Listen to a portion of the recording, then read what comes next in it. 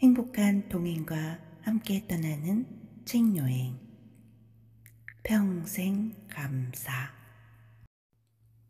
첫 번째 감사. 행복의 문을 여는 열쇠. 유대인의 인생 독본인 탈무드를 보면 세상에서 가장 지혜로운 사람은 배우는 사람이고 세상에서 가장 행복한 사람은 감사하며 사는 사람이다 라는 말이 있다. 감사하며 사는 사람은 그렇지 못한 사람보다 훨씬 건강하고 행복하다. 감사하지 못하면 마음과 육체는 병들기 쉽고 불행하게 된다. 신체는 감정에 민감하게 반응하기 때문에 감사하면 맥박이 고르게 되고 위장의 활동을 도와 소화력을 증진시켜 기분까지 상쾌하게 만들기 때문에 건강하게 된다는 것이다. 반면 불평은 혈액순환을 방해하여 맥박을 급하게 하는 동시에 위장의 운동을 정지시켜 뱃속으로 들어온 음식의 소화를 거부해 건강에도 어려움을 겪게 된다고 한다. 그러므로 소유의 유무와 환경의 조건에 상관없이 감사하는 사람들은 행복한 인생을 살게 된다는 것이다. 언젠가 세계 54개국 국민들을 대상으로 행복지수를 조사해서 발표한 것을 보았다. 그런데 행복지수가 물질적 소유 또는 환경의 조건에 반비례하게 나타나 행복의 척도를 다시 생각하게 되었다.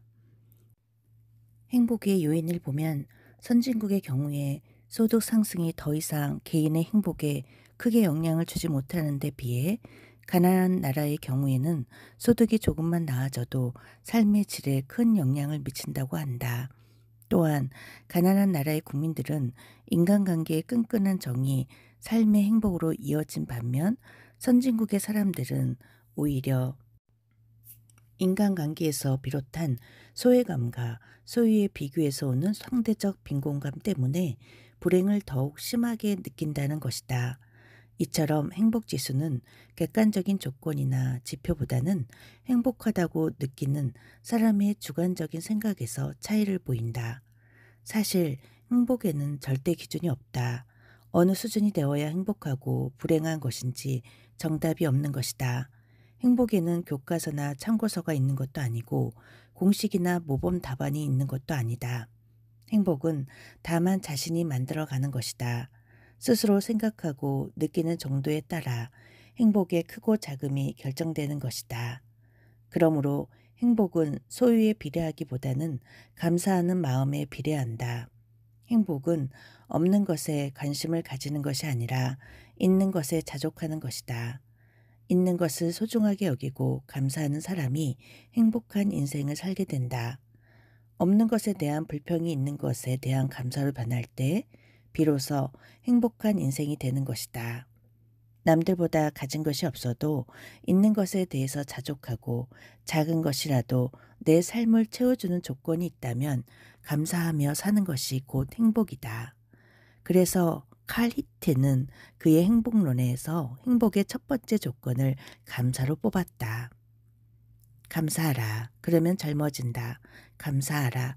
그러면 발전이 있다. 감사하라. 그러면 기쁨이 있다. 지극히 작은 일에도 감사히 여길 수 있는 마음을 가진 사람은 행복지수도 높다. 사람은 행복해서 감사하는 것이 아니라 감사하며 살기 때문에 행복해지는 것이다. 감사는 분명 행복의 문을 여는 열쇠이다.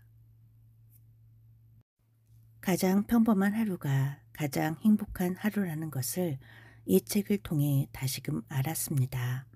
책 속에 가득한 감사의 말씀이 독자들 가슴 속에 하얀 눈처럼 소복소복 쌓였으면 좋겠습니다.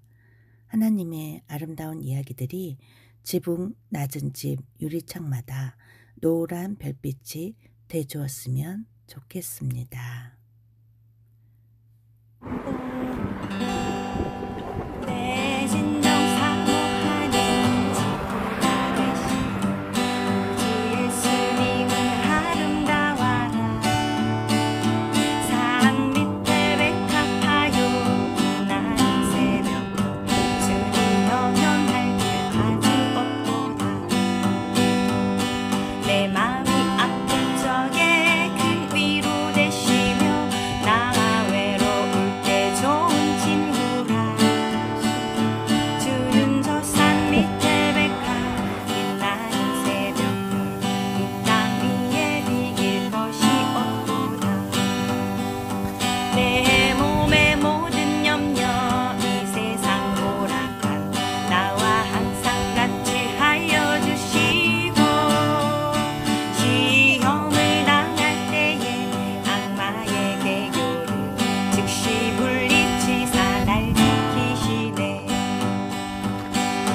세상 날 버려도 수 예수 안 버려 끝까지 나를 돌아보시리.